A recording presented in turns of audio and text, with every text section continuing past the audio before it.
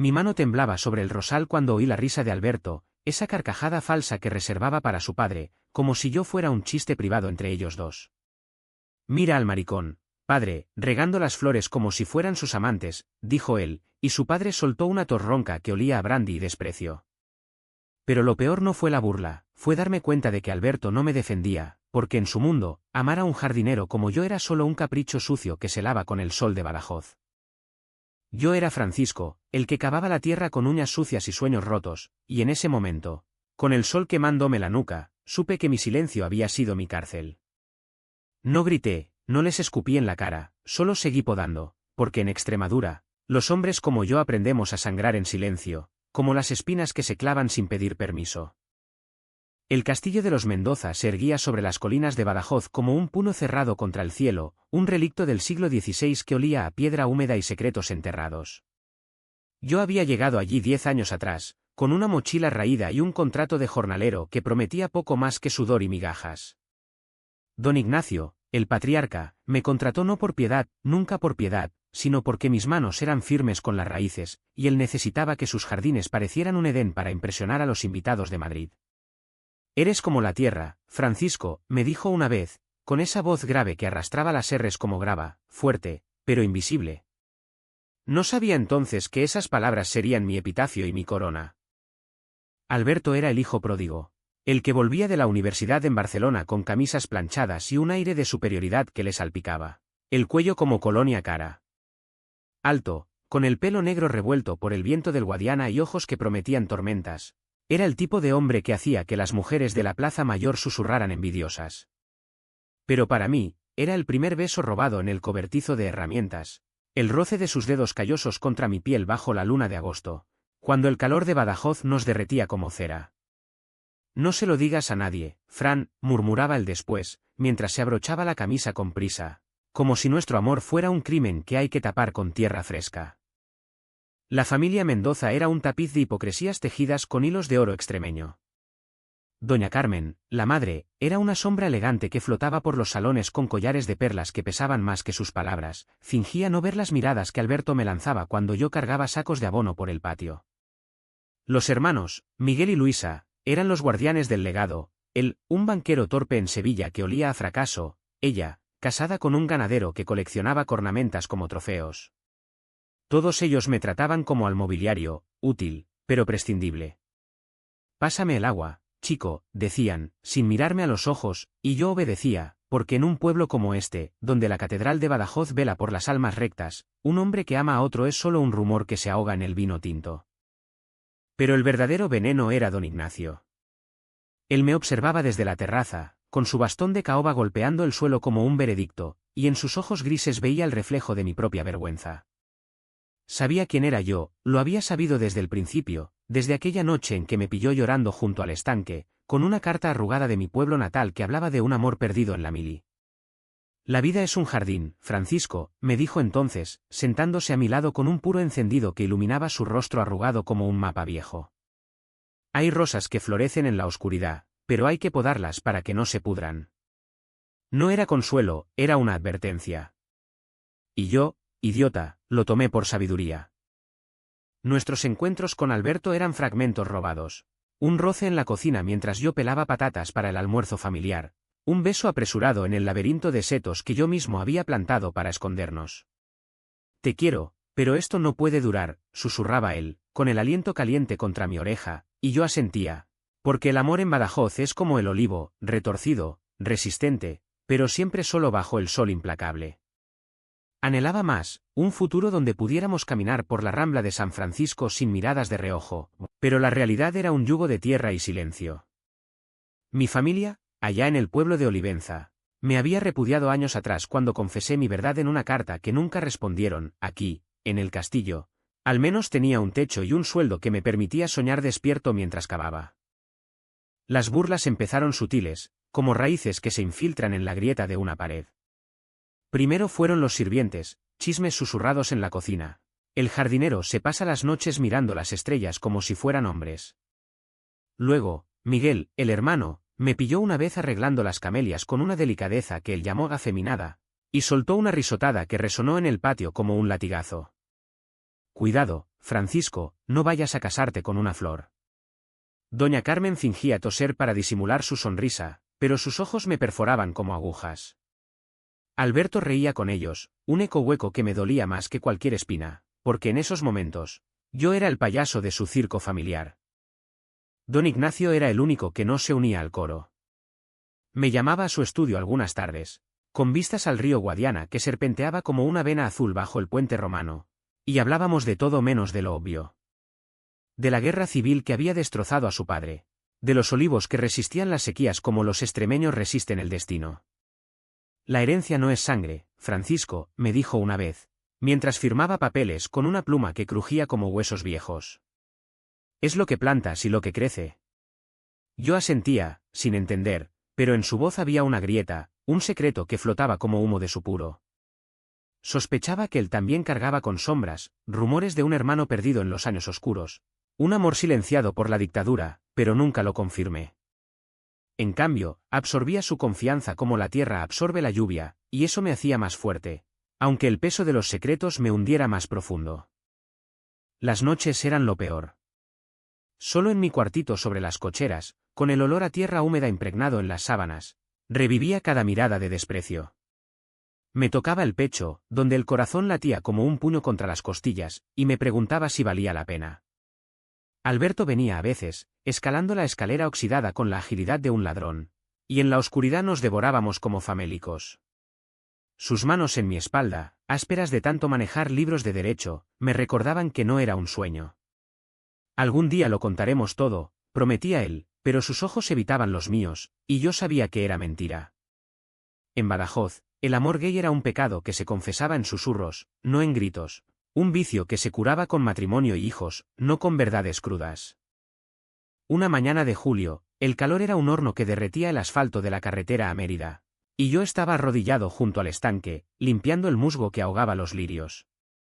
Alberto bajó del castillo con su padre, discutiendo sobre tierras que se vendían en subasta. El Imperio Mendoza se desmoronaba como un muro de adobe bajo la lluvia. «Mira eso, padre». El maricón jugando con el barro como si fuera oro, soltó Alberto, con esa voz que fingía jovialidad pero cortaba como un cuchillo. Don Ignacio se detuvo, su bastón clavándose en la grava, y por un segundo creí ver furia en sus ojos. Pero solo carraspeó y siguió caminando, dejando que la risa de su hijo flotara en el aire como polen venenoso. Me quedé allí, con las manos en el agua turbia, sintiendo el lodo entre los dedos como mi propia sangre. ¿Por qué no lo enfrentaba? Porque el miedo era una raíz profunda, enredada en mi infancia en Olivenza, donde mi padre me pegaba por mirar raro a los chicos del equipo de fútbol, y mi madre rezaba rosarios por mi alma perdida. Aquí, en el castillo, al menos tenía dignidad en el silencio, o eso me decía para dormir. Pero esa noche, cuando Alberto vino a mí, lo empujé. «Dime que no lo dirás mañana también», le exigí, con la voz quebrada como una rama seca. Él se rió, nervioso, y me besó para callarme. «Es solo una broma, Fran. Mi familia es así». Y yo lo creí, porque el amor es ciego, y en Extremadura, la ceguera es una bendición. Las semanas siguientes fueron un goteo de humillaciones que me erosionaban como el Guadiana erosiona las orillas. Luisa trajo a su marido a una cena en el patio, y él, borracho de vino de la ribera del Guadiana, me señaló con el tenedor: «Oye, jardinero, ¿tú también plantas semillas en sitios raros?». La mesa estalló en risas, y Alberto levantó su copa como si brindara por el chiste. Doña Carmen me sirvió el plato con una sonrisa que no llegaba a los ojos. «Come, Francisco, que los hombres fuertes necesitan fuerzas». Fuerte. Esa palabra me quemaba, porque yo era todo menos eso, un hombre que se doblegaba, que podaba sus deseos como podaba las malas hierbas. Don Ignacio me observaba desde su sillón, con las venas azules brotando en sus manos como ríos en un mapa. Una tarde, me llamó al estudio y cerró la puerta con un clic que sonó como un candado. «Siéntate», ordenó, y por primera vez me miró como a un igual. Sacó un sobre amarillento del cajón, atado con un lazo descolorido. «Lee esto». Era una carta de su hermano, fechada en 1945, escrita desde un campo de trabajo en el franquismo, palabras de amor a un compañero de fatigas, un marinero de Huelva que había muerto en una refriega. «Nadie lo supo nunca», murmuró don Ignacio, con la voz como grava. Pero yo lo vi en sus ojos, igual que veo en los tuyos. Lágrimas rodaron por sus mejillas surcadas, y por un momento, el patriarca fue solo un hombre roto. Prométeme que no dejarás que te pudran, Francisco. La tierra no juzga, los hombres sí. Esa confesión fue un bálsamo y una daga. Me dio fuerzas para ignorar las pullas, para enderezar la espalda cuando Miguel me llamaba, el afeminado del azadón. Pero también avivó el fuego en mi pecho, un resentimiento sordo que crecía como maleza en el huerto. Alberto notó el cambio, mis besos más duros, mis silencios más pesados. Estás distante, se quejó una noche, mientras yacíamos enredados en las sábanas que olían a jazmín. Es por tu familia, admití, y él se tensó como un cable. Son así, pero te quieren a su manera. No lo entiendas mal. ¿Querer? En Badajoz, el amor de los Mendoza era como su vino, generoso en la superficie, agrio en el fondo. El verano avanzaba, y con él, la decadencia del castillo. Las deudas se acumulaban como nubes de tormenta sobre las dehesas, y don Ignacio pasaba horas en su estudio, garabateando testamentos que rasgaba una y otra vez.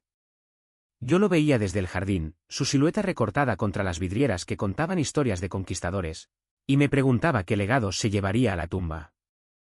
Alberto discutía con él a gritos que resonaban hasta el río: «No puedes venderlo todo, padre. Somos Mendoza». Y don Ignacio respondía con calma mortal: «La sangre no compra pan, hijo». En agosto, durante la feria de San Roque, el pueblo bullía de luces y olores a churros fritos y vino especiado. Alberto me arrastró a la caseta familiar, disfrazado de amigo leal, no de amante. Bailamos sevillanas con risas forzadas, y cuando su mano rozó mi cintura en un giro, sentí el calor de su deseo como una promesa. Pero luego vino el primo de Luisa, un toro de hombre con bigote de mosquetero, y me clavó el dedo en el pecho: «Tú eres el que cuida las flores del viejo, ¿no?». Cuidado, que en Badajoz, los maricones acaban fertilizando el estiércol. La caseta se congeló, y Alberto soltó una risa que me partió el alma. «Déjalo, primo, Francisco es inofensivo». Inofensivo. Esa palabra me siguió como una sombra hasta el amanecer. De vuelta en el castillo, solo en mi cuarto, rompí un jarrón contra la pared, el único que tenía, un regalo de mi madre antes de que me echara. Los fragmentos brillaron bajo la luna como dientes rotos, y lloré por primera vez en años, un llanto gutural que ahogué en la almohada. ¿Cuánto más? El resentimiento se enconaba, una infección que supuraba en mis venas. Don Ignacio lo notó al día siguiente, mientras yo arrancaba malas hierbas con furia. «La rabia es buena, Francisco», me dijo, apoyado en su bastón. «Pero no dejes que te consuma. Úsala para crecer». No entendí hasta semanas después, cuando el otoño pintó las encinas de oro y rojo, y don Ignacio convocó a la familia a su estudio. Yo estaba fuera, podando los cipreses que flanqueaban la entrada, cuando oí los gritos. «¿Estás loco, padre?» «No puedes hacer eso», bramó Miguel. Luisa sollozaba como una viuda en Semana Santa. Alberto, mi Alberto, irrumpió por la puerta con el rostro pálido como la cal de las paredes. «Es una broma, ¿verdad? Dime que es una jodida broma». Don Ignacio yacía en su cama esa noche, con la respiración entrecortada como hojas secas en el viento. Me llamó a solas, su mano fría envolviendo la mía. «El testamento está hecho», susurró, con ojos que brillaban febriles. «Todo para ti, Francisco. El castillo, las tierras, el nombre. Porque tú lo has cuidado todo, el jardín, mi alma. Y la de mi hijo, aunque él no lo vea». Lágrimas mojaron su almohada. «No por lástima. Por justicia. Mi hermano nunca tuvo esto. Tú sí». Besó mi frente, un gesto paternal que me rompió, y expiró con un suspiro que olía a tabaco y libertad. El funeral fue un circo de hipocresía bajo el cielo gris de noviembre en Badajoz. La catedral rebosaba de condueños falsos y políticos con corbatas negras, todos murmurando sobre el pobre Ignacio mientras codiciaban su sombra. Yo estaba al fondo, con mi traje prestado que me picaba como ortigas, invisible como siempre. Alberto no me miró ni una vez, su duelo era un velo que ocultaba su rabia. Después, en el cementerio junto al Guadiana, donde las lápidas se alineaban como soldados caídos, el notario leyó el testamento en voz alta, con la brisa querín las palabras como un veredicto divino. Al portador de esta herencia, Francisco Javier Ruiz, lego el castillo de Mendoza en su totalidad, junto con las dehesas adyacentes y las cuentas asociadas, por sus servicios leales y su integridad inquebrantable. El silencio fue un trueno. Miguel se atragantó con su propia saliva, Luisa se desmayó en brazos de su marido, que mascullaba maldiciones. Doña Carmen se llevó la mano al pecho como si la hubieran apuñalado. ¿Y Alberto? Alberto me miró por fin, con ojos que eran pozos de traición y confusión. ¿Qué coño has hecho, padre? Había gritado antes, pero ahora solo me escupía veneno con la mirada. ¿Tú? ¿El jardinero? El mundo se inclinó. Corrí al jardín, al rosal donde todo había empezado, y vomité hasta que el estómago me ardió como ácido. No era alegría, era pánico puro, un abismo que se abría bajo mis pies. ¿Por qué yo? Don Ignacio lo había planeado en secreto, consultando abogados en Mérida para que fuera irrevocable. Porque tú plantas vida donde otros solo ven tierra muerta, me había dicho en su lecho de muerte. Pero en ese momento, con las espinas clavándose en mis palmas mientras me aferraba al suelo, solo sentía el peso. Ahora no era el maricón invisible, era el ladrón que les había robado el legado. La familia estalló esa misma noche, en el salón principal donde las armaduras medievales vigilaban como testigos mudos. Miguel me acorraló contra la chimenea, con el aliento a coñac. Eres un parásito, un invertido que se ha follado al viejo por esto. Te vamos a denunciar, hijo de puta. Luisa chillaba, arañando el aire. Mi padre estaba loco, senil. Esto es una farsa. Doña Carmen, con dignidad rota, solo susurró: has destruido todo, Francisco. Todo. Alberto fue el puñal más hondo. Entró como un torbellino, con los puños cerrados y lágrimas surcando su rostro. Dime que no lo sabías, rugió, empujándome contra la pared fría. Dime que no te has reído de nosotros en secreto, tú, el puto jardinero que me chupaba la polla en los setos. Sus palabras me azotaron como lluvia extremeña, y por primera vez, el silencio se rompió en mí. Te amaba, Alberto, dije, con la voz ronca como grava. Y tú me llamabas maricón delante de tu padre para que no sospechara. ¿Quién ha destruido qué? Él me golpeó entonces, un puñetazo que me abrió el labio y sabía a sangre y traición. Esto es mío. El castillo es de los Mendoza, no de un sodomita de Olivenza. Cayó de rodillas, sollozando, y por un segundo creí ver al chico que me había besado bajo las estrellas. Pero el odio era más fuerte. Vete al infierno, Francisco. Y llévate tu herencia podrida contigo. Huí al jardín esa noche, bajo la luna que bañaba las torres en plata fría. Me senté junto al estanque, donde los lirios flotaban como fantasmas, y dejé que el dolor me invadiera. No era solo el golpe, era el fin de todo, el amor que había sido mi ancla, ahora un grillete. Lloré hasta el amanecer, con el cuerpo temblando como una hoja en vendaval, y en ese vacío, algo se quebró. No era venganza, era claridad. Don Ignacio me había dado no solo piedras y tierra, sino la llave para podar mi propia vida. Los días siguientes fueron un torbellino legal en las oficinas de Badajoz, con abogados de togas polvorientas debatiendo cláusulas como gladiadores en el anfiteatro. La familia Mendoza apeló, gritando fraude y manipulación, pero el testamento era hierro, testigos, firmas, un vídeo grabado en secreto donde don Ignacio declaraba su cordura y su elección. Francisco es mi heredero porque ha sido mi familia verdadera, decía en la cinta, con voz firme pese al oxígeno que silbaba como un lamento. Yo no asistí a las audiencias, me quedé en el castillo, rodeado de paredes que ahora me pertenecían, pero que resonaban con ecos de burlas. Doña Carmen fue la primera en romper el hielo. Vino al jardín una mañana de diciembre, con un chal de lana que olía a naftalina y recuerdos. Mi marido te vio como un hijo, dijo, sentándose en el banco de piedra junto al rosal. Sus ojos, enrojecidos por noches de insomnio, me miraban sin veneno por primera vez. Y a ti te veo sufriendo. ¿Vale la pena este odio? No respondí, solo le ofrecí una rosa marchita, y ella la tomó con manos temblorosas. Perdóname, Francisco. No por lo que hicimos, sino por no ver lo que éramos. Se fue sin más, y supe que era su forma de expiar, un adiós silencioso a la mujer que había sido. Miguel y Luisa se desvanecieron en pleitos vanos, vendiendo lo poco que les quedaba para pagar letrados que perdían causas. Él terminó en una oficina anodina en Cáceres, contando monedas ajenas, ella, divorciada y sola en un piso de Mérida, escribiéndome cartas que no abría. Su marido, el ganadero, me escupió una vez en la plaza, ladrón de maricón, pero el pueblo, ese nido de chismes, empezó a susurrar a mi favor.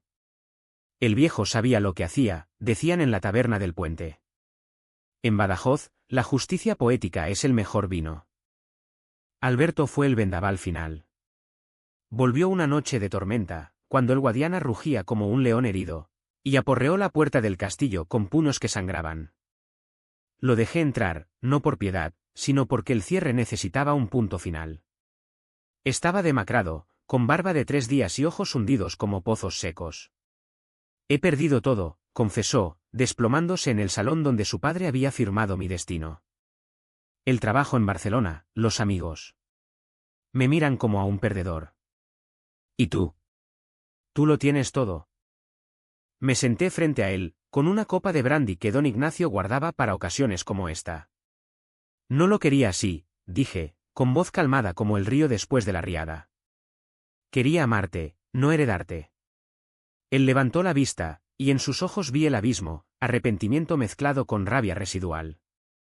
Te usé, Fran.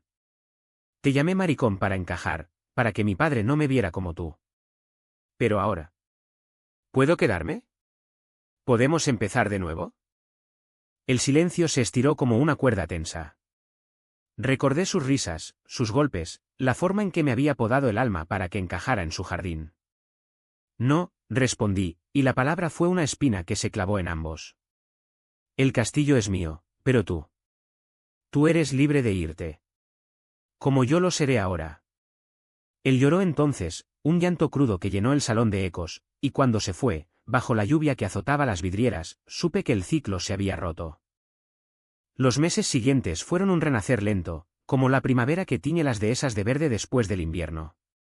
Vendí parcelas para pagar deudas, contraté jornaleros que me miraban con respeto, no con lástima, y transformé los jardines en un laberinto abierto al público, rosales para bodas, olivos para aceite que se vendía en mercados de Madrid. El castillo dejó de ser una tumba de secretos, se convirtió en un refugio, con habitaciones para artistas y escritores que huían de la ciudad. Yo caminé por la Rambla de San Francisco con la cabeza alta, besando a un carpintero de Zafra en la Plaza Mayor, y el pueblo murmuró, pero ya no me importaba. Alberto reapareció una vez, desde Barcelona, con una carta sellada con cera roja. Te echo de menos, pero entiendo. Vive por los dos. La quemé en la chimenea, viendo las llamas devorar sus palabras como devoraban mis dudas. Doña Carmen visitaba a veces, trayendo dulces de la abuela y historias de don Ignacio que no conocía, su juventud en la posguerra, robando besos a un pastor en las sierras. La herencia es más que tierra, me dijo una vez, y por fin lo creí. Ahora, en las noches de verano, cuando el Guadiana susurra secretos al puente romano, me siento en la terraza donde don Ignacio fumaba sus puros. El castillo brilla bajo las estrellas, un puno abierto al cielo, y yo planto nuevas semillas, de honestidad, de raíces que no se esconden. No soy rico en oro, pero en verdades sí. Y en Badajoz, donde el sol quema pero también cura, eso basta. ¿Y si el amor verdadero no es poseer, sino soltar? Me pregunto eso mientras el viento lleva pétalos rojos hacia el río, y la respuesta flota en el aire como un eco. Vive, Francisco. Solo vive. Las burlas se convirtieron en rutina, un ritual diario que me tallaba como el cincel talla la piedra de las catedrales badajozanas. Cada mañana, cuando el sol trepaba sobre las murallas del Alcázar y bañaba los jardines en oro líquido, yo empezaba mi labor con el azadón en mano, rompiendo la tierra endurecida por la noche. Era mi meditación, mi confesionario silencioso, donde enterraba no solo bulbos de tulipanes holandeses, importados por capricho de doña Carmen, sino también los fragmentos de dignidad que la familia Mendoza me robaba a pellizcos. Miguel era el más crudo, un hombre de mandíbula cuadrada y ojos pequeños como monedas de euro, que volvía los fines de semana desde Sevilla con maletas llenas de excusas y resaca. Florista, me gritaba desde la balconada, mientras desayunaba jamón ibérico con vistas al Guadiana. Asegúrate de que las rosas estén derechas, no como tus inclinaciones. Su risa era un rebuzno que espantaba a los pájaros de los cipreses, y los sirvientes, María la cocinera, con sus manos amasadas por años de amasar pan, y Pedro el mayordomo, que cojeaba por una herida de la vendimia, bajaban la cabeza, fingiendo limpiar platos invisibles. Yo sonreía, un rictus que me tensaba los músculos de la cara como cuerdas de guitarra, y respondía, sí, señor, las rosas florecen como deben. Pero dentro, el ácido subía por mi garganta, un veneno que tragaba para no escupir. Luisa, en cambio, era sutil, una víbora envuelta en seda.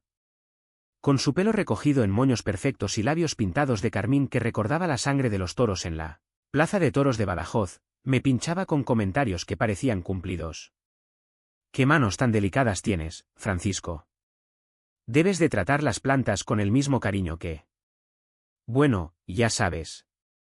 Sus ojos se desviaban hacia Alberto, que fingía leer el periódico de Extremadura, y la mesa se llenaba de un silencio espeso como el gazpacho en verano. Ella había heredado la gracia de su madre para herir sin dejar marcas, pero yo las sentía, arañazos en el alma que sangraban cuando estaba solo, cavando surcos en la tierra fértil de la huerta. Doña Carmen observaba todo desde su trono de terciopelo en el comedor, con un bordado en el regazo que nunca terminaba. «Pobre Francisco», murmuraba a veces, pero su voz era un susurro que no llegaba a mis oídos, ahogado por el tintineo de las cucharillas contra las tazas de porcelana. Ella era la guardiana de las apariencias, la que organizaba cenas con obispos locales y terratenientes de las dehesas para mantener el lustre del nombre Mendoza. En esas veladas, yo servía el vino, un tinto robusto de la región, con notas de encina y tierra, y sus invitados me palmeaban la espalda como a un perro fiel. «Buen chico, mantén el jardín como el orgullo de Ignacio».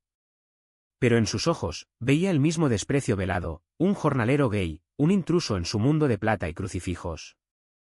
Alberto. Ay, Alberto era el nudo gordiano de mi tormento. Por las mañanas, cuando el castillo despertaba con el canto de los gallos lejanos y el rumor del río, él bajaba a los jardines con una excusa tonta, ayudarme con los riegos, o fingir interés en las nuevas especies de lavanda que plantaba junto al muro sur. Sus besos eran rápidos, robados detrás de un seto de arrayanos, con el sabor a café y a promesa incumplida. «Te compensaré esta noche», susurraba, y yo asentía, porque su toque era mi oxígeno en ese asfixiante teatro familiar. Pero luego, en el almuerzo, se unía al coro con una naturalidad que me helaba la sangre. «Padre, ¿has visto cómo Francisco arregla las bugambillas? Con tanto mimo, parece que las acaricia». La mesa reía, y él guiñaba un ojo hacia mí, como si fuera un código privado. Pero no lo era, era una puñalada disfrazada de complicidad, un recordatorio de que nuestro amor era sucio, oculto, digno solo de chistes de taberna. Una tarde de finales de primavera, cuando las amapolas salpicaban los prados como sangre fresca, el peso se acumuló hasta romperme. Estaba replantando los geranios en las macetas de la terraza, bajo el sol que rebotaba en las baldosas de cerámica como en un horno moruno, cuando Luisa salió con su séquito de amigas de la alta sociedad badajozana, mujeres con sombreros de ala ancha y chismes afilados como navajas de Albacete. «Mirad, chicas, nuestro jardinero estrella», anunció, con voz melosa. «Francisco, ¿nos muestras cómo haces magia con estas flores tan sensibles?» Las risas fueron un enjambre de abejas enfurecidas, y una de ellas, una rubia teñida con extensiones que gritaban dinero nuevo, soltó: «Cuidado, Luisa, que con esas manos, igual nos hace un ramo para novios. O novias». Me quedé paralizado, con la tierra cayendo en cascada de mis palmas, sintiendo el calor subir por mi cuello como lava. Alberto estaba allí, apoyado en la barandilla con un cigarrillo colgando de los labios, y su sonrisa fue el detonante. «Déjalo, chicas, Francisco es experto en cosas delicadas». No intervino, no me salvó. Solo fumó, exhalando humo que se enredaba en el aire como mis mentiras a mí mismo. Me excusé con una inclinación de cabeza, murmurando algo sobre el riego, y huí al cobertizo, donde el olor a fertilizante y madera vieja me envolvió como un sudario. Allí, solo con las herramientas que eran mis únicas aliadas, la pala que no juzgaba, el rastrillo que no traicionaba, dejé caer la cabeza entre las manos y sollocé. No eran lágrimas suaves, eran un torrente, un desborde que mojaba el suelo de cemento como si regara mis propias raíces muertas. ¿Por qué soportaba esto? Por Alberto, por los momentos en que su cuerpo se amoldaba al mío como arcilla húmeda, por la ilusión de que algún día su familia me vería como humano, no como aberración. Pero en ese cobertizo oscuro, con el sol filtrándose en rayos polvorientos, la ilusión se resquebrajó. Me miré en un espejo roto que colgaba de la pared, regalo de un vendimiador olvidado, y vino al jardinero fuerte, sino a un hombre encadenado, con ojos hundidos por noches de insomnio y labios agrietados por besos robados.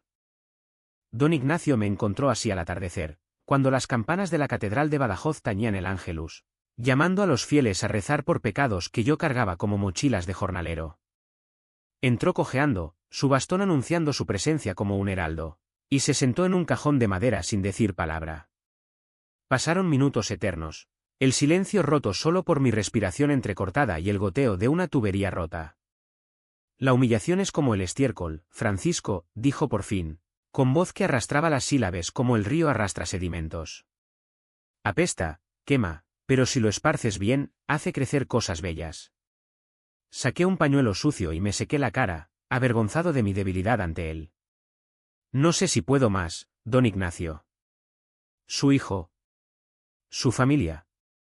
¿Me están matando pedazo a pedazo? Él asintió, con una tristeza antigua en los ojos, como grietas en la fachada del parador de Badajoz. Mi familia es un olivo viejo, frutos amargos, raíces profundas en el pasado. Pero tú, chico, eres el injerto nuevo. No dejes que te corten. Me tendió una mano, áspera como la mía, y por primera vez, no fue el patrón. Fue un hombre que entendía el peso de los secretos.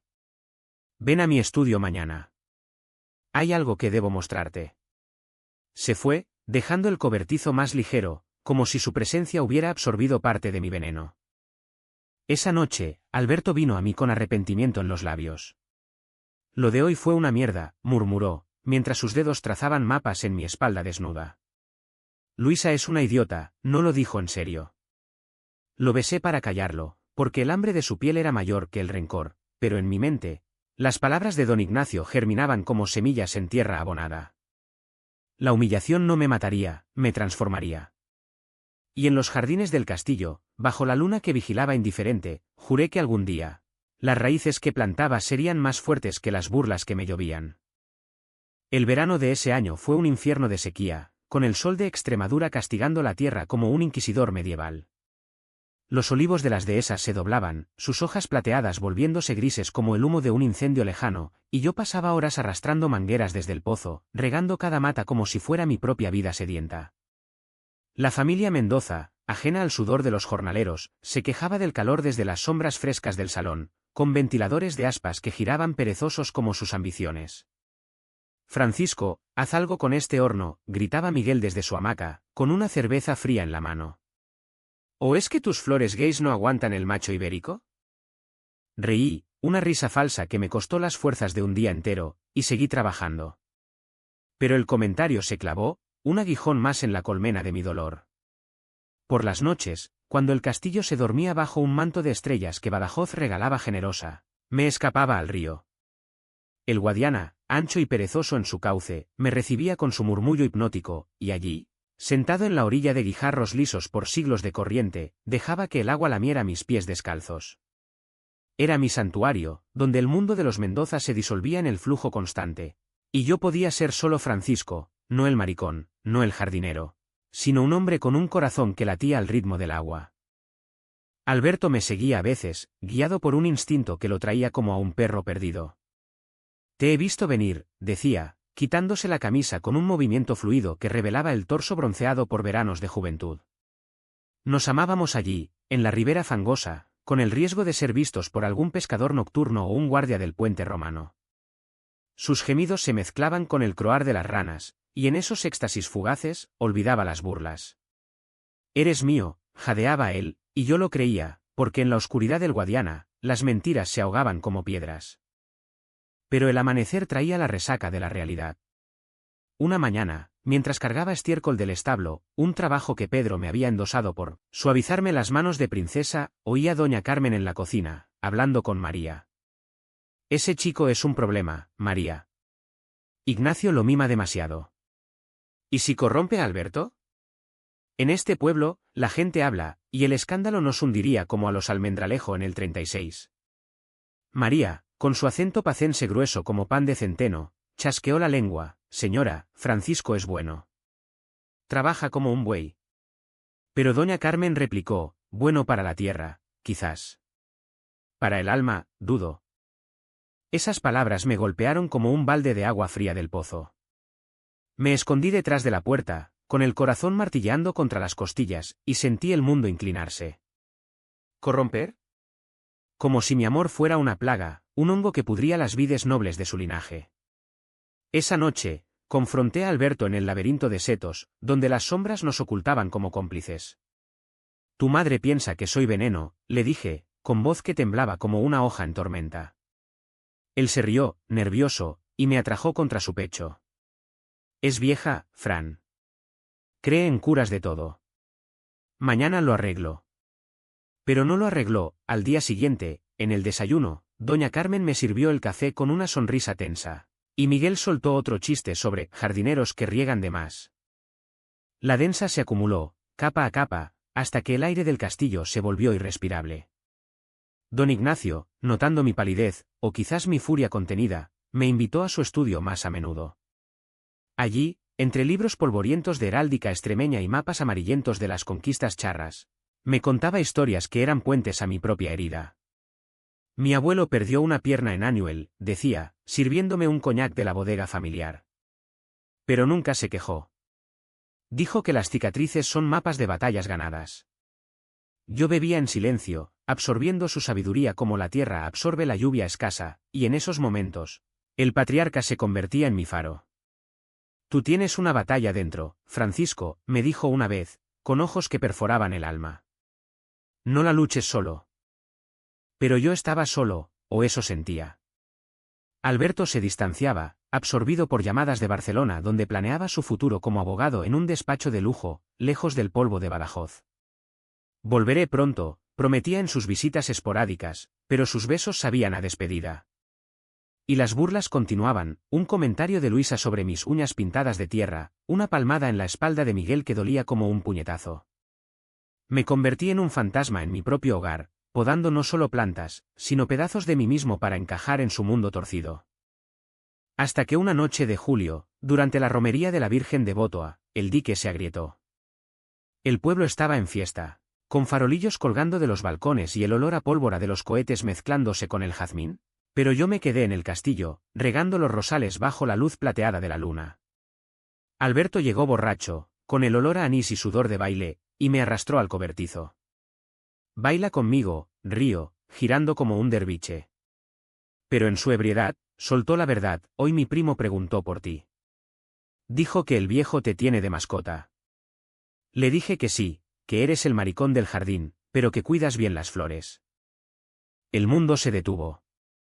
Su risa se cortó cuando vio mi rostro, pálido como la cal de las paredes. Era una broma, Fran, joder. Pero no lo era. Era la grieta que dejaba entrar la luz. Lo empujé, con fuerza que no sabía que tenía, y salí corriendo al jardín, donde las espinas me arañaron las piernas como dedos acusadores.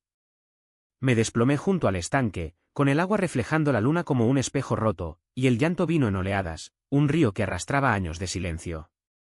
Don Ignacio me encontró al alba, y solo entonces, con su mano en mi hombro, supe que el abono de la humillación estaba listo para germinar algo nuevo. El secreto de don Ignacio estalló como una granada en el estudio. Esa tarde de otoño cuando las hojas de los plátanos en la plaza de la Soledad caían como confeti melancólico. Me había llamado temprano, con voz que crujía por el teléfono como papel de estraza, y yo subí las escaleras de caracol del castillo con el corazón en un puño, oliendo a tierra fresca de la mañana. El estudio era un santuario de madera oscura y pergaminos enrollados, con el retrato de un Mendoza ancestro, barbudo y severo, con medalla de la Legión, vigilando desde la pared como un juez eclesiástico. Don Ignacio estaba sentado en su sillón de cuero agrietado, con una manta sobre las rodillas pese al calor residual del verano extremeño, y un sobre en la mano que temblaba ligeramente. Siéntate, hijo, dijo, y la palabra hijo me golpeó como un rayo suave, inesperado en un hombre que medía las palabras como un usurero mide el oro. Obedecí, en la silla coja frente a su escritorio, con las manos sucias de tierra apretadas en el regazo. Él empujó el sobre hacia mí, con un gesto que era mitad orden, mitad súplica. Ábrelo. Y no juzgues hasta el final. Dentro había una carta, amarillenta por los años, con letra angulosa que olía a tinta y a olvido. La leí en silencio, bajo su mirada que pesaba como el plomo de las campanas de la Concepción. Era de su hermano, Felipe, escrita desde un barracón en el Valle de los Caídos, en 1947, cuando Franco aún moldeaba el país con puño de hierro. Palabras crudas, desesperadas: hermano, aquí en esta tumba viva, he encontrado algo puro. Se llama Ramón, un andaluz de ojos verdes como el Guadalquivir en crecida. No es pecado, Ignacio, es salvación. Si muero, dile a madre que lo quise como a Dios. La carta terminaba con una mancha de sangre, seca como una costra, y una posdata garabateada: quémala si Franco gana. Levanté la vista, con la garganta cerrada como por un nudo de cáñamo, y vi las lágrimas en sus ojos, lágrimas de un viejo que había cargado ese peso 60 años. Felipe murió un mes después, murmuró, con voz que se quebraba como rama seca. En una riña por pan, o eso dijeron. Pero yo supe la verdad: el guardia civil lo pilló con Ramón en la cuneta, y un culatazo bastó. Enterré la carta en el jardín, bajo el roble que tú ahora cuidas, y juré que nadie sabría. Mi madre. Doña Carmen. El pueblo. Todos habrían escupido sobre su tumba. El silencio se espesó, roto solo por el tic-tac de un reloj de péndulo que marcaba los segundos como latidos agonizantes. ¿Por qué ahora?, pregunté, con voz ronca, sintiendo el papel quemarme los dedos como si aún ardiera. Él se inclinó adelante, con las venas del cuello brotando como raíces expuestas. Porque te veo en él, Francisco. En tus silencios, en cómo encajas los golpes de mi familia como si fueran azadas. Alberto te ama, lo veo en cómo te mira cuando cree que no miro, pero es cobarde, como yo lo fui. Y yo. Yo no dejaré que repitas mis errores. Este castillo no es solo piedras, es un refugio para los que el mundo pisa. Me levantó, con una fuerza sorprendente para sus huesos frágiles, y me abrazó, un abrazo torpe, de padre a hijo improvisado, que olía a loción de afeitar y a tabaco puro. Eres mi heredero, susurró contra mi oreja. No por sangre, que es falsa como el oro de los usureros, sino por alma. Mañana llamo al notario de Mérida. Cambiaré el testamento. Todo para ti, las dehesas, el molino en el río, las viñas que dan el vino que embriaga a Badajoz. Y si mi familia grita, que griten. Han vivido de mi sombra demasiado tiempo.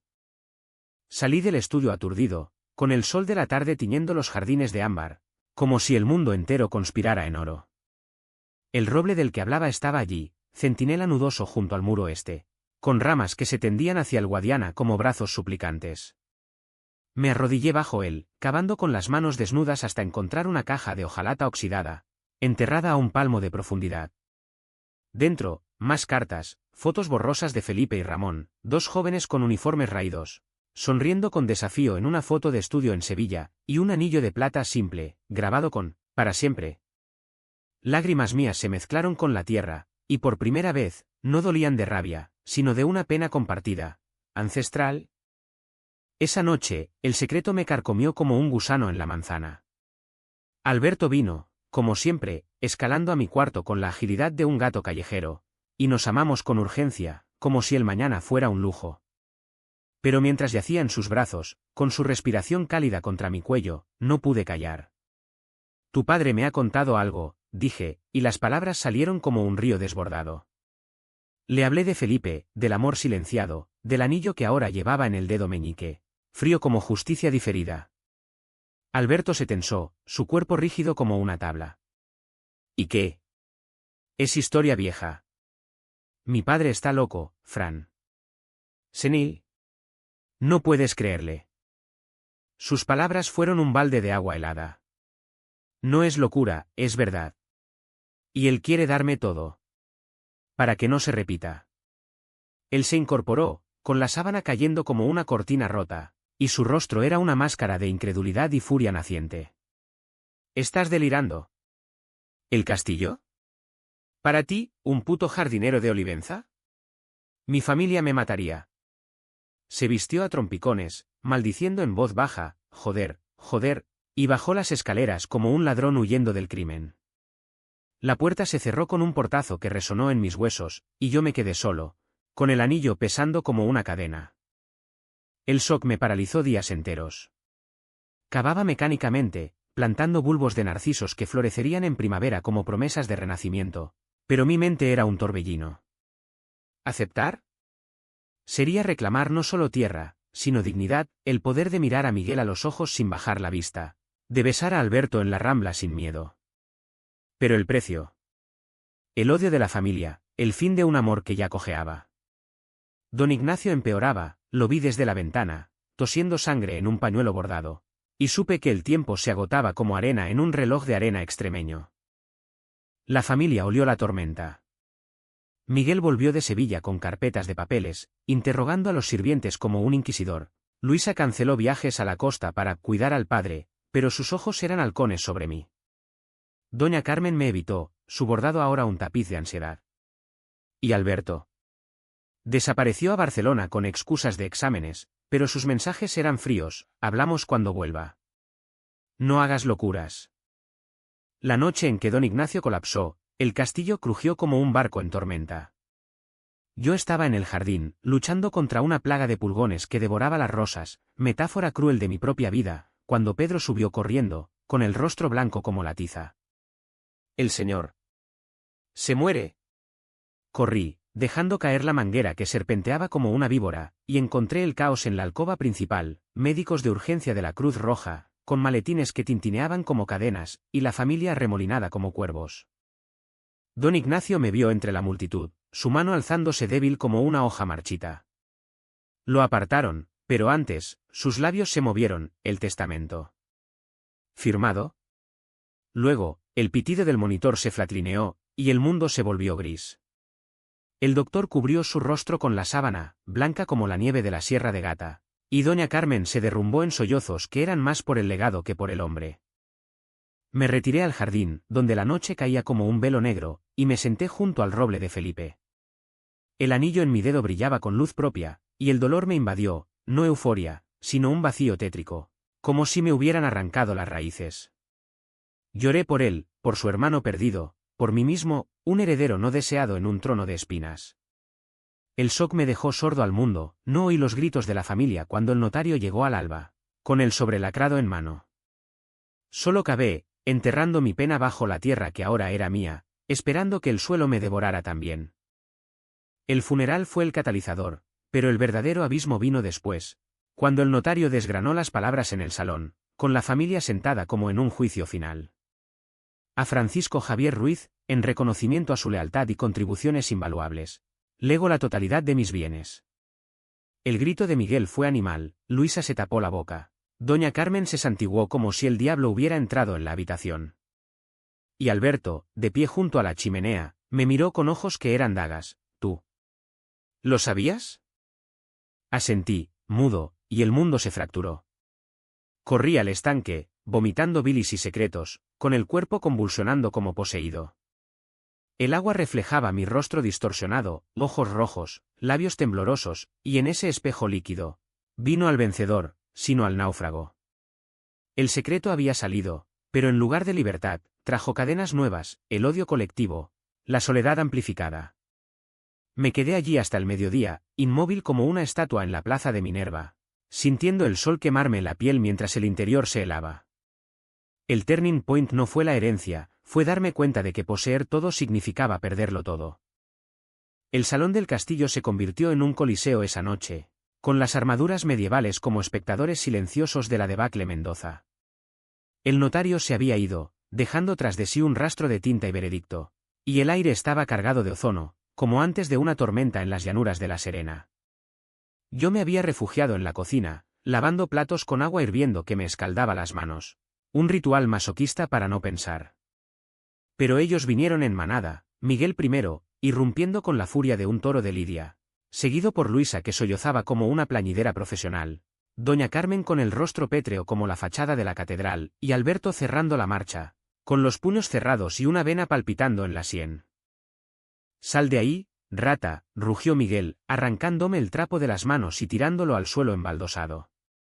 Su aliento apestaba a brandy del velatorio, y sus ojos, inyectados en sangre, eran los de un hombre que veía su futuro disolverse como azúcar en agua. «Has envenenado a mi padre. Le has metido ideas en la cabeza con tus maneras de invertido. Te juro que te pudrirás en la cárcel por esto. Me empujó contra la encimera, el borde de granito mordiendo mi cadera, y por un segundo, el miedo me paralizó, el mismo miedo que sentía de niño en Olivenza, cuando mi padre blandía el cinturón por miradas raras. Pero algo se encendió en mí, una chispa forjada en años de silencio y espinas. No envenené a nadie, dije, con voz que salió más firme de lo que esperaba, como el Guadiana encrecida. Tu padre vio lo que tú no, que la lealtad no se mide en sangre, sino en sudor. Yo cavé esta tierra mientras vosotros contabais monedas en Sevilla. Miguel levantó el puño, pero Luisa lo detuvo, aferrándose a su brazo con uñas lacadas en rojo. Es un ladrón, chilló ella, con mocos corriendo por su nariz aristocrática. Padre estaba delirando, con sus medicinas y sus fantasmas. El castillo es nuestro, de los Mendoza de verdad. Tú eres solo el sirviente que follaba en los setos. Sus palabras fueron un latigazo, desnudando nuestro secreto como un verdugo desnuda a un condenado en la plaza de San Juan. Doña Carmen jadeó, llevándose la mano al pecho como si la hubieran apuñalado, y murmuró una plegaria a la Virgen de la Soledad. Pero yo no me acobardé, el clímax había llegado, y en lugar de huir, me erguí, con el agua goteando de mis manos como lágrimas tardías.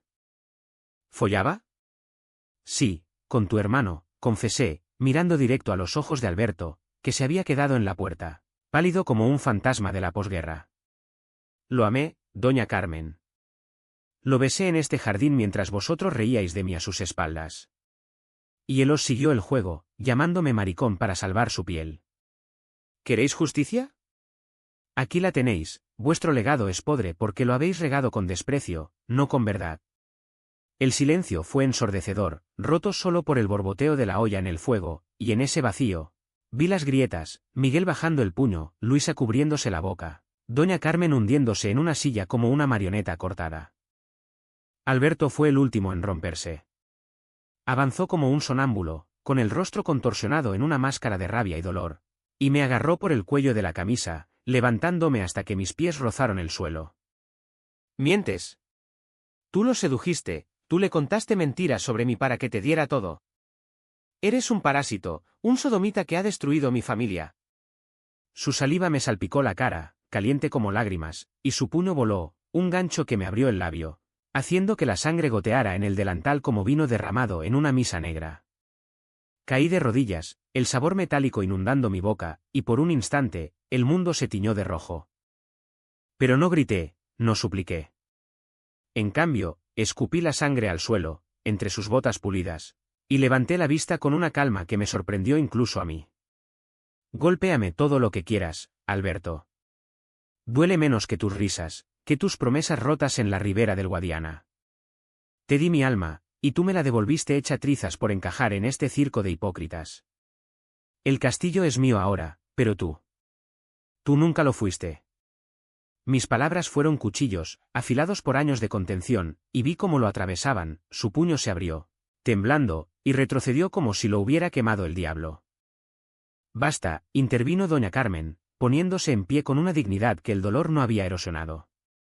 Esto no es la España de Franco, donde se mataba por menos. Ignacio eligió, y Dios sabrá por qué. Pero si nos quedamos aquí gritando como salvajes, solo confirmaremos que él tenía razón, somos raíces podridas. Su voz era un hilo de seda rota, pero cortó el caos como una guadaña. Miguel maldijo, Luisa sollozó más bajo, y Alberto se derrumbó contra la pared, deslizándose hasta el suelo con la cabeza entre las manos. Yo me levanté, limpiándome la sangre con el dorso de la mano, y salí de la cocina sin mirar atrás. El pasillo del castillo se extendía como un túnel hacia la noche, con retratos de Mendoza pasados mirándome con ojos pintados que ahora parecían compasivos.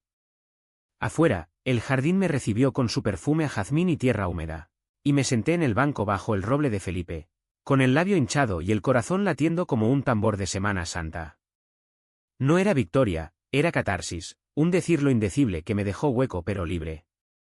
El clímax no había sido ruidoso, no hubo peleas épicas ni confesiones teatrales bajo la luna, solo verdades crudas dichas en una cocina humilde, donde el vapor de la sopa se mezclaba con el olor a traición. Alberto me siguió al jardín minutos después, con pasos arrastrados como un penitente en procesión. Se arrodilló frente a mí, con lágrimas surcando surcos en la suciedad de su rostro. Lo siento, Fran. Dios, lo siento tanto. Su mano tocó mi mejilla, suave como en los viejos tiempos, pero yo la aparté, no con odio, sino con una tristeza profunda como el cauce del río en invierno. El perdón no borra las cicatrices, Alberto. Me llamaste maricón para protegerte, y ahora, cuando el mundo te obliga a verme, soy el enemigo. Ver. Encuentra tu verdad en Barcelona, o donde sea. Pero aquí, en este castillo que planté con mis manos, ya no hay sitio para tus sombras. Él sollozó, un sonido gutural que rompió la noche, y se fue caminando hacia la verja, silueta recortada contra las luces tenues del pueblo.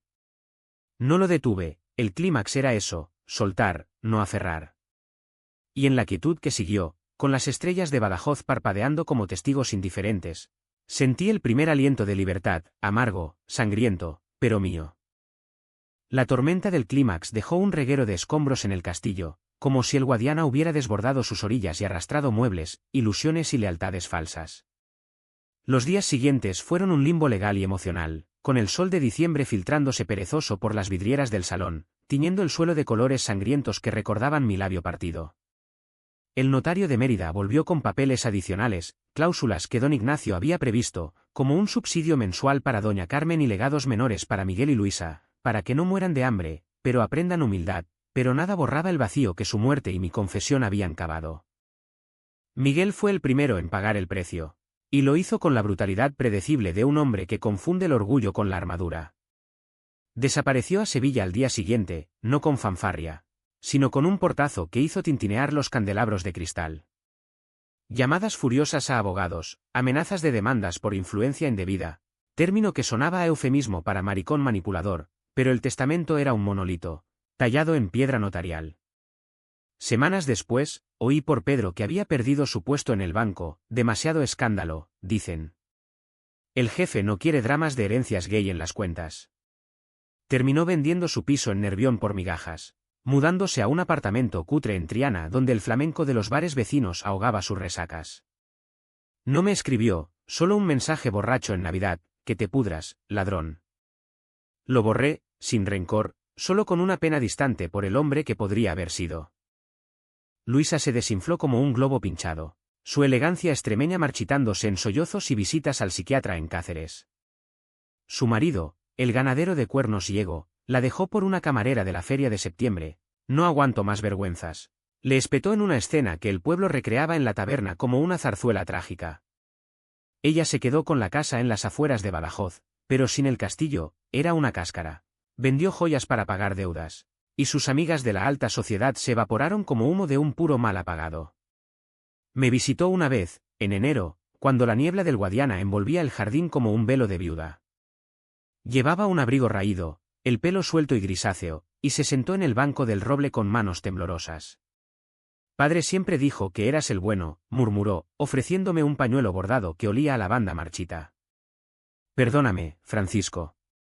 Te odié porque reflejabas lo que yo temía, que nuestro mundo era frágil como cristal.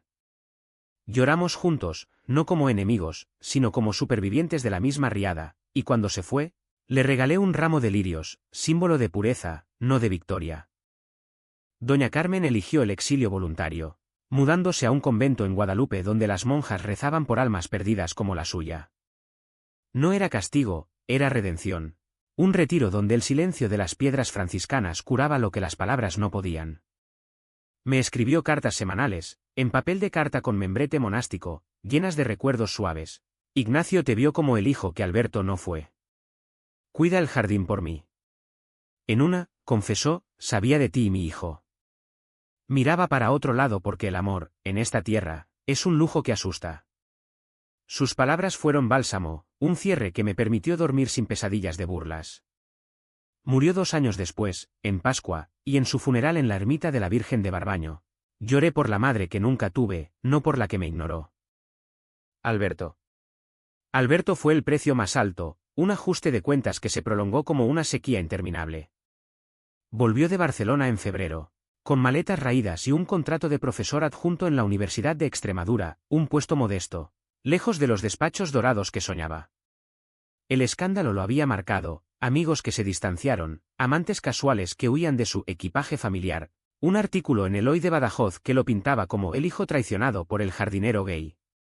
Se instaló en un piso en la urbanización Guadiana, solo, con vistas al río que ahora le recordaba traiciones en lugar de besos. Nuestros encuentros fueron inevitables, como el Guadiana inevitablemente se une al Tajo. La primera vez, en marzo, durante una tormenta que azotaba las encinas, aporreó la puerta del castillo con lluvia chorreando de su abrigo.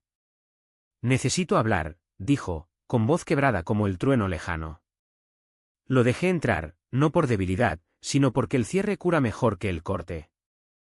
Nos sentamos en el estudio de don Ignacio, ahora mío, con sus libros intactos como fantasmas, y él derramó todo, la soledad de las noches barcelonesas, los sueños donde me golpeaba y despertaba sudando, la terapia con un psicólogo en Mérida que le obligaba a enfrentar su homofobia internalizada. Te amaba, Fran. Pero el miedo era más grande. Mi padre lo sabía, y por eso te eligió, para salvarnos a ambos. No lo perdoné esa noche, el perdón no es un interruptor, sino un jardín que se cultiva lento.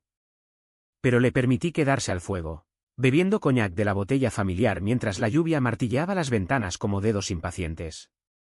Quédate en Badajoz, le dije al final, con voz neutra como la tierra después de arar. Pero no por mí. Por ti. Encuentra un amor que no tenga que esconderse en setos.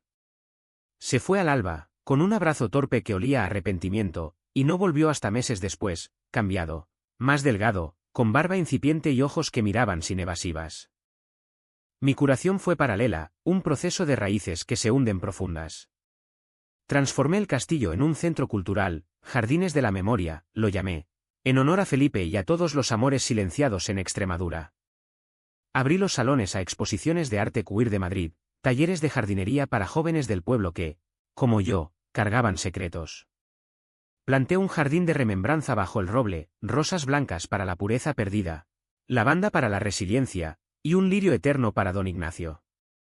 El pueblo vino, al principio con curiosidad morbosa, luego con respeto, familias que confesaban sus propios fantasmas, curas que debatían en las tertulias sobre el amor en la Biblia.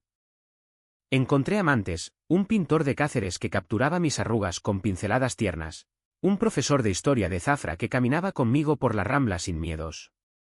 No eran Alberto, eran libres, y en su libertad, me curaron. El castillo prosperó, viñedos revitalizados que daban un vino premiado en ferias de Jerez, de esas alquiladas a ecologistas que plantaban corchos sostenibles. No era riqueza obscena, era equilibrio, tierra que daba sin pedir sangre. Alberto pagó su deuda en silencio, ayudó en los jardines como voluntario, podando setos sin reclamar besos, escribiendo un libro sobre herencias emocionales que se vendió en la librería de la calle Felipe Checa. Nos veíamos en cafés de la Plaza Mayor, charlas civiles que rozaban lo terapéutico. Gracias por no odiarme, dijo una vez, bajo los arcos mudéjares. El odio te habría pudrido, como a mí casi me pudre. Asentí, sorbiendo café solo, y supe que la curación no era mía sola, era colectiva, un Guadiana que fluye y arrastra lo viejo. El atardecer en Badajoz pinta el Guadiana de oro líquido, un río que serpentea perezoso bajo el puente romano como si recordara las legiones que cruzaron sus aguas hace 2 milenios. Me siento ahora en la terraza del castillo, mi castillo, nuestro castillo, con una copa de vino de las viñas que resucité, observando cómo el sol se hunde detrás de las sierras de San Mamede, tiñendo el cielo de púrpura y naranja como un lienzo de Goya en sus días extremeños. Han pasado 5 años desde el testamento, desde las burlas que se convirtieron en herencia, y el jardín florece salvaje, rosas trepadoras que escalan las torres como amantes audaces, olivos centenarios que susurran secretos al viento, y el roble de Felipe, testigo eterno con sus ramas extendidas como brazos abiertos. La vida no es un cuento de hadas con finales relucientes, en Extremadura. Los finales son como el jamón ibérico, curados lento, con sal de la tierra y un regusto amargo que perdura. No gané en grande, no hay desfiles en la Plaza de la Constitución ni venganzas dulces que duran. Miguel reapareció una vez, en una feria de otoño, con un traje barato y una sonrisa torcida. El vino está bueno, Francisco. Cuídate. Se fue sin más, un fantasma reconciliado a medias. Luisa vive en Mérida ahora, enseñando bordado a niñas en un taller municipal, y sus cartas llegan puntuales. Con fotos de sus nietas, mira, heredé algo bueno. Doña Carmen descansa en el panteón familiar, bajo una lápida que grabé con Madre de Verdades Tardías, Y en su misa, el obispo habló de perdón sin ironías. Alberto es el hilo que no se corta del todo. Enseña Derecho en la UNED, con un compañero que lo mira con ojos que yo reconozco, ternura sin cadenas. Nos vemos en la taberna del puente, compartiendo tapas de migas y anécdotas de pueblo, y a veces, en el silencio entre sorbos de caña, roza mi mano bajo la mesa, no como amante, sino como amigo que redescubre el tacto. Si pudiera volver, dice a veces, con voz ronca por el tabaco que no deja, te elegiría primero. Sonrío, porque el pasado es un surco arado, no un pozo para ahogarse. Él pagó, en noches solitarias, en terapias que desenterraron su vergüenza como yo desentierro raíces muertas. Pero en su pago, encontró gracia, y en su gracia, yo hallé paz. El castillo late ahora con vidas ajenas a la mía, bodas en los jardines donde toqué a Alberto por primera vez, conciertos de guitarra en el patio donde Miguel gritó sus venenos, talleres donde jóvenes gays de Olivenza aprenden a plantar sin miedos. Vendo entradas, dono ganancias a asociaciones LGTB en Cáceres, y el pueblo, ese mismo que chismeaba, viene en manadas, comprando vino con etiquetas que dicen de raíces ocultas. Un cura local, el padre Manuel de la parroquia de San Agustín, me confesó un día, tu historia nos obliga a predicar amor, no juicios. Es un pequeño triunfo, no épico, pero real como la tierra bajo las uñas. Mi curación es cotidiana, amaneceres cavando con jornaleros que me llaman jefe sin sorna. Atardeceres escribiendo memorias en el estudio de don Ignacio, un libro sin publicar, solo para mí. Páginas que sangran verdades como mi labio sangró aquella noche. Tengo un amante ahora, Javier, el carpintero de Zafra con manos que huelen a sierra y pino, que me besa en la rambla sin mirar atrás. Eres el castillo, me dice, y yo río, porque en sus brazos, soy solo Francisco, no heredero, no víctima, sino hombre. Pero el deán persiste, un eco suave como el croar de las ranas en el Guadiana al anochecer. ¿Valió la pena el dolor? ¿La herencia que vino con sangre y lágrimas? Me pregunto eso mientras el sol se apaga, dejando estrellas que parpadean indiferentes sobre Badajoz. La respuesta no es sí o no, es una rosa en la mano, con espinas que pinchan pero perfume que perdura. Vivimos en un mundo que poda amores como poda malas hierbas, pero las raíces, las raíces siempre vuelven a brotar. Y en este jardín extremeño, bajo el cielo vasto que no juzga, yo broto libre. ¿Qué dirías tú, lector, si te burlaran del jardinero hasta que el viento girara y te dejara desnudo? ¿Plantarías espinas, o flores? El río no responde, solo fluye. Y yo, con él.